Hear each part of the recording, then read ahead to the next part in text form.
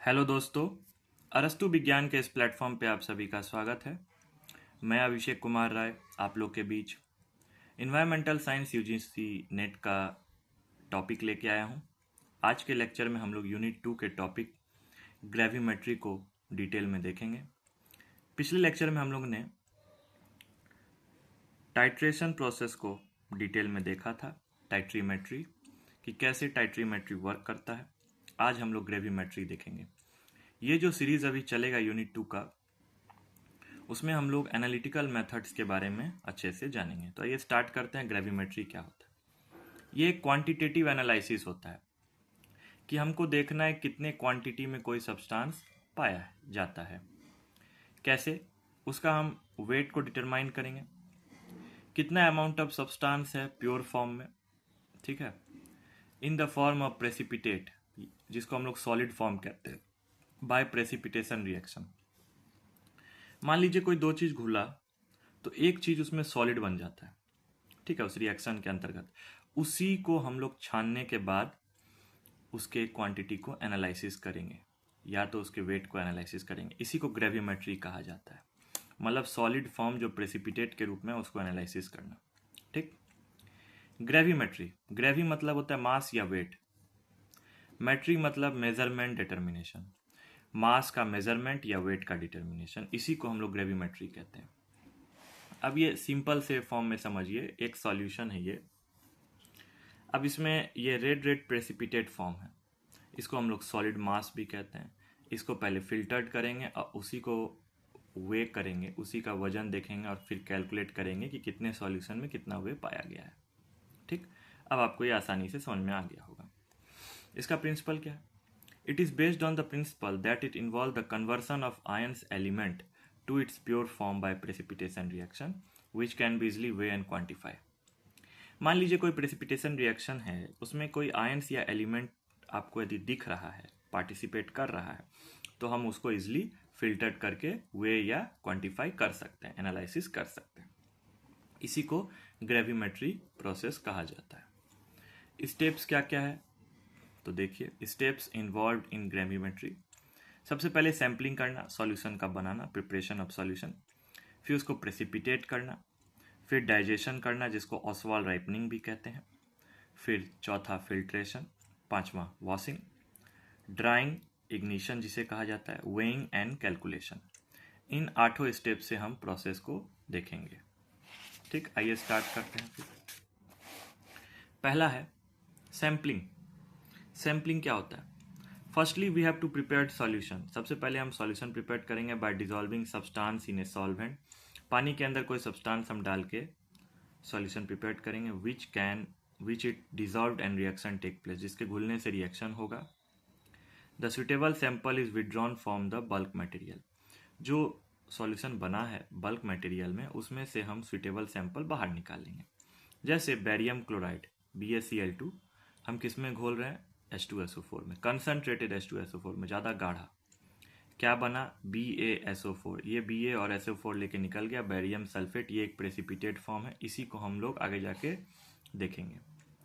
और ये हो गया 2HCl, हाइड्रोक्लोरिक एसिड, ये HCl को लेके निकल गया। तो ये हो गया सैम्पलिंग। अब नेक्स्ट होता है प्रेसिपिटेशन, ठीक। Now for precipitation we have to add precipitating reagent.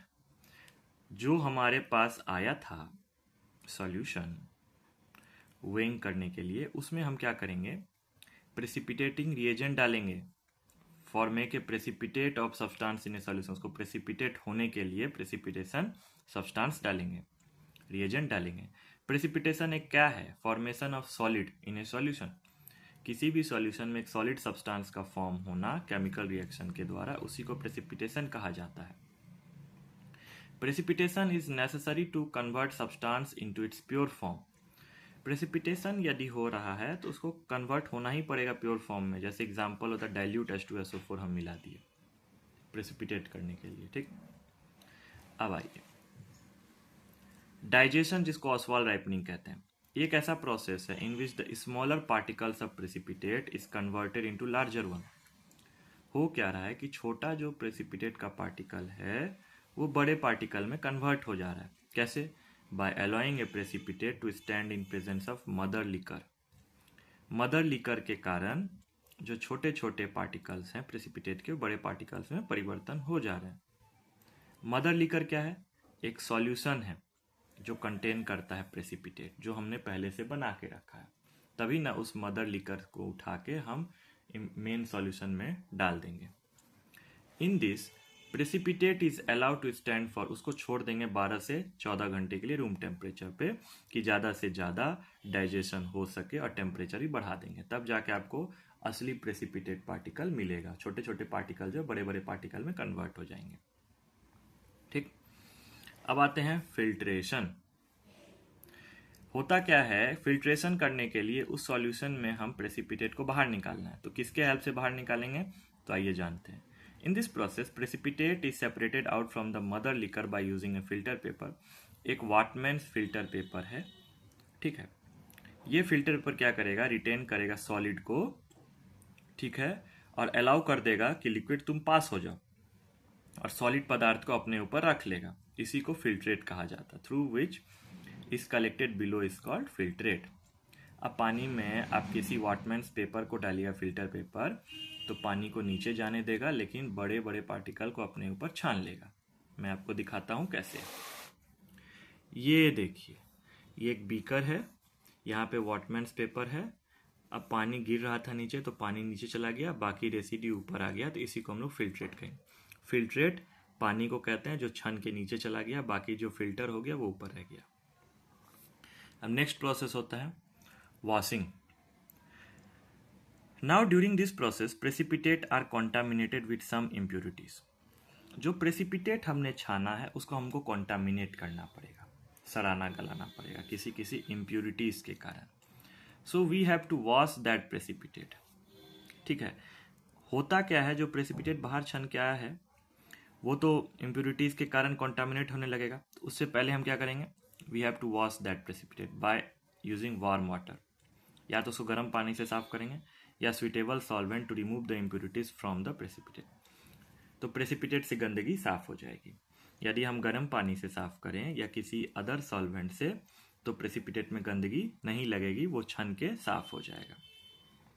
अब प्रेसिपिटेट भी अच्छा हो गया है, अब उसको सुखाएंगे, तो उसको ड्राइंग करेंगे।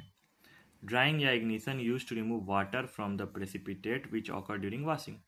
वॉशिंग के टाइम में हमने गर्म पानी से या किसी सुइटेबल सॉल्वेंट से साफ किया था, तो उसमें जो भी पानी लगा होगा उसको हम लोग सुखाएंगे एक ड्राइंग ओवन में डाल के। ड्राइंग कैसे करेंगे? हीटिंग करके 110 से 120 डिग्री सेल्सियस पे 1 से 2 घंटे के लिए। इग्निशन भी किया जाता है हायर टेम्परेचर पे, जो कि रिक्वायर्ड होता है प्रेसिपिटेट के लिए। Must be converted to more suitable form for weighing. वो और अच्छा सुइटेबल फॉर्म बन जाएगा, तब हम आसानी से प्रेसिपिटेट को तौल पाएंगे, वेइंग बैलेंस पे जाके तौल पाएंगे। अब क्या करेंगे? उसको वेगिंग करेंगे। ड्राइंग करने के बाद, सुखाने के बाद क्या करेंगे? प्रेसिपिटेट को रूम टेम्परेचर पे रखा जाएगा, और जब वो पूरा सूख जाएगा उसको एनालिटिकल बैलेंस पे जाके वे कर लेंगे, और पता चल जाएगा इसमें कितने आयन्स हैं, कितने एलिमेंट्स हैं, कितने मॉलिक्यूल्स हैं, कितने कंपाउंड है, उसका वजन पता चल जाएगा। कोई भी सॉल्यूशन से हम वजन कैसे निकालेंगे पता चल जाएगा। कैलकुलेट कैसे करेंगे? तो उसका इम्प्यूरिटी परसेंटेज देखेंगे, प्यूरिटी परसेंटेज देखेंगे, percent purity of substance, E into S by W into 100। E क्या है? Weight of residue. प्रेसिपिटेट का वेट क्या है? S मतलब ग्रेविमेट्रिक फैक्टर, और W होगा वेट ऑफ सैंपल। ठीक है, तो इस तरीके से आप परसेंटेज में आप कैलकुलेट कर सकते हैं। अब आगे बढ़ते हैं। Purity of precipitate. When the precipitate is separated out from the solution, जब सॉल्यूशन से प्रेसिपिटेट बाहर आ जाता है, it is not always pure, वो हमेशा प्योर नहीं रहता। सही बात है, हम पीछे पढ़ चुके हैं।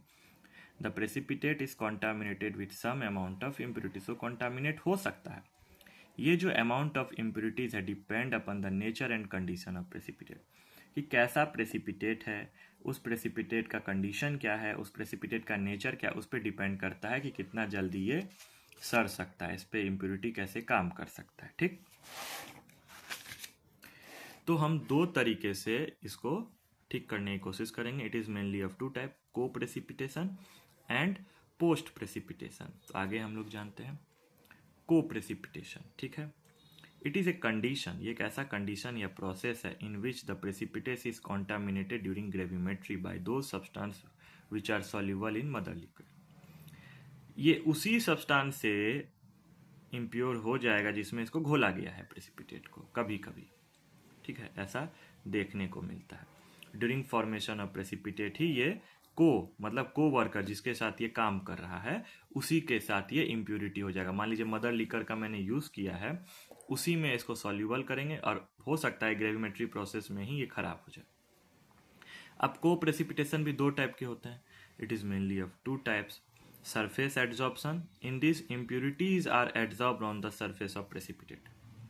अब ये एड्जॉर्प्शन प्रोसेस क्या होता है समझिए। मान लीजिए कोई चौक है, अब चौक को हम यदि इंक में डाल देंगे तो चौक का ऊपर का सतह ही ना मतलब कलरफुल होगा, तोड़ के देखेंगे तो अंदर का सतह तो कलरफुल नहीं होगा, ठीक। और कभी कभी क्या होता है कि किसी कपड़े को इंक में डाल देंगे तो पूरा कपड़ा उसमें इंक हो जाएगा, तो उसको एब्जॉर्प्शन प्रोसेस कहते हैं, जो पूरा कपड़ा इंक होंगे। लेकिन एड्जॉर्ब में क्या होगा, सिर्फ ऊपर का ही होगा, अंदर का नहीं होगा। तो impurities are adsorbed on the surface of precipitate, सिर्फ उसके सरफेस पे प्रेसिपिटेट हो जाएगा, गंदगी लग जाएगा, तो उसको सरफेस प्रेसिपिटेशन कहते हैं। लेकिन ओक्लूजन, इन दिस क्या होगा, impurity gate trapped inside precipitate during growth of precipitate crystal. कभी कभी वो चीज़ अंदर की तरफ चला जाएगा तो उसको हम लोग एब्जॉर्प्शन भी कह सकते हैं और ओक्लूजन भी कह सकते हैं। तो कभी कभी इम्प्योरिटी प्रेसिपिटेट के अंदर भी चला जाएगा, और मतलब ग्रेविमेट्री प्रोसेस के दौरान, और कभी कभी इम्प्योरिटीज बाहर ही रह सकता है ग्रेविमेट्री प्रोसेस के दौरान। यहाँ पे एग्जाम्पल है AgI, silver iodide adsorb on barium sulphate precipitate in alkali nitrates, ठीक है।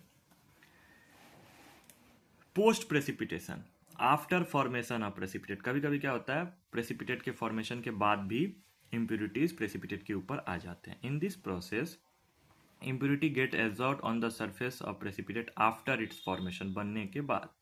It mainly occur when the precipitate is allowed to stand in presence of mother liquor, जब बहुत देर तक उस प्रेसिपिटेट को मदर लिकर में यदि छोड़ दिया जाए तो प्रेसिपिटेशन प्रोसेस के बाद भी आपको इम्प्योरिटीज उसके ऊपर देखने को मिल सकता है, ठीक। तो ये प्रेसिपिटेशन के प्योरिटी को देखने का दो प्रोसेस है, को प्रेसिपिटेशन एंड पोस्ट प्रेसिपिटेशन। अब हम लोग इसके प्रॉपर्टीज़ को देखते हैं। ये एक ट्रेडिशनल मेथड है जो हमेशा से चला आ रहा है, ये चीप है, इजीली अवेलेबल एपरेटस आराम से मिल जाता है जिससे हम इसका यूज़ कर सकते हैं। Simple to carry out, simply तरीके से इसको कर सकते हैं। इसमें सैम्पल कंसंट्रेशन वाइड रेंज का आप यूज़ कर सकते हैं। ये एक्यूरेट मेथड है, नो कैलिब्रेशन रिक्वायर्ड, पहले से इसको माप के रखना कोई ज़रूरी नहीं होता, इसमें कैलिब्रेशन का कोई रिक्वायर्ड नहीं होता। कैलिब्रेशन जो प्रोसेस होता है फिक्स करना होता है, जैसे pH में हम लोग फिक्स करते हैं, ठीक। तो ये इतना ही था। तो आज के लेक्चर में हम लोगों ने ग्रेविमेट्री को डिटेल में देखा, ये उसका कुछ बेसिक इंट्रोडक्शन था, ठीक। ये पिक्चर है, आप देख सकते हैं कैसे प्रेसिपिटेट को वे करने के लिए निकाला जाता है। प्रिंसिपल, ये कुछ स्टेप्स हैं, 8 स्टेप्स हैं जो मैंने एक एक करके आपको बताया है कि सैम्पलिंग कैसे होता है, प्रेसिपिटेशन कैसे होता है, डाइजेशन, ऑसवाल्ड राइपनिंग किसे कहते हैं, फिल्ट्रेशन क्या होता है। बैकग्राउंड में कुछ नॉइज़ हो रहे हैं, कुत्ते भौंक रहे हैं, उस पर आप ध्यान मत दीजिएगा। वॉशिंग, ड्राइंग, ये सब प्रोसेस कैसे काम करता है, वेइंग क्या होता है, कैलकुलेट क्या होता है। कभी कभी आपको यहाँ से एक क्वेश्चन पूछ सकता है, ग्रेविमेट्री मेथड में आपको सीक्वेंस दे देगा कि कौन सा प्रोसेस पहले होता है, तो इस सीक्वेंस को आपको याद रखना है। प्रेसिपिटेट के प्योरिटी के लिए हम लोग को दो प्रोसेस से गुजरना पड़ता है, को प्रेसिपिटेशन और पोस्ट प्रेसिपिटेशन, और ये कुछ प्रॉपर्टीज़ हैं। तो ये जो नोट्स मैं आप लोग के बीच लेके आया हूँ, ये आपके एग्ज़ाम के पॉइंट ऑफ व्यू के लिए बहुत इंपॉर्टेंट है। UGC नेट के साथ साथ ये सेट के एग्ज़ाम के लिए भी बहुत ही हेल्पफुल है। तो आप हमारे साथ अरस्तु विज्ञान के प्लेटफॉर्म पे बने रहें, मैं ऐसे ही अच्छे वीडियो लेके आऊँगा नेक्स्ट लेक्चर में, ठीक। तो मिलते हैं नेक्स्ट लेक्चर में, थैंक यू।